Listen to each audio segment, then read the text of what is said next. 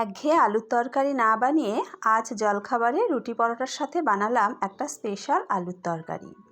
প্রথমে একটা মশলা বানিয়ে নিলাম। গ্রাইন্ডার জারের মধ্যে নিয়ে নিলাম 1 চা চামচ গোটা জিরে, 2 চা চামচ গোটা ধনে, 7-8 কোয়া রসুন, 2টো কাঁচা লঙ্কা আর 1 মুঠো ধনেপাতা। ধনেপাতার পাতার থেকে ডাঁটিটাই বেশি নিয়েছি, এতে খুব সুন্দর একটা ফ্লেভার হয়। এবার জল ছাড়া একটা দরদরা পেস্ট বানিয়ে নিয়েছি। এখানে আমি 5-6টা আলুকে সেদ্ধ করে খোসা ছাড়িয়ে ছোট ছোট টুকরো করে কেটে নিয়েছি। এবার একটা কড়া গরম করে তাতে দিয়ে দিলাম 2 টেবিল চামচ তেল। ফোড়নের জন্য দিয়ে দিলাম 1/2 চা চামচ কালো সর্ষে। সর্ষেটা চটপট করে ফাটতে শুরু করেছে, এই সময় দিয়ে দিলাম একটা বড় সাইজের পেঁয়াজ কুচি। পেঁয়াজের কালারটা হালকা গোলাপি হয়ে গেছে।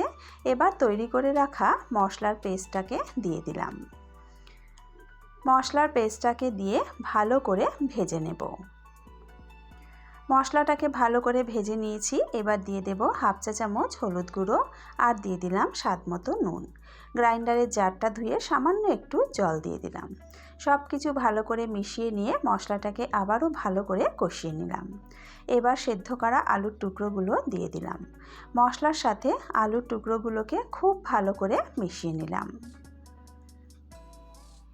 মশলার সাথে আলুর টুকরোগুলো ভালোভাবে মেশানো হয়ে গেছে। এবার এতে দিয়ে দিলাম একদম সামান্য একটু জল, 1/4 কাপ মতন জল দিলেই হবে। জলটা আলুর সাথে ভালো করে একবার মিশিয়ে নিয়ে দিয়ে দিলাম 1/2 চা চামচ চিনি। চিনিটা দিয়ে আবারও একবার ভালো করে মিশিয়ে নেব। এবার চাপা দিয়ে লো আঁচে 3-4 মিনিট রান্না করে নেব।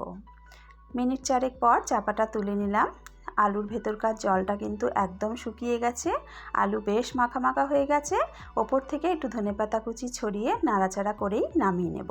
রোজ রোজ একঘেয়ে আলুর তরকারি না বানিয়ে এইভাবে মাঝে মধ্যে বানালে রুটি পরোটার সাথে কিন্তু খেতে ভীষণ ভালো লাগে। ভিডিওটা ভালো লাগলে একটা লাইক দিয়ে চ্যানেলটা প্লিজ সাবস্ক্রাইব করে নিও।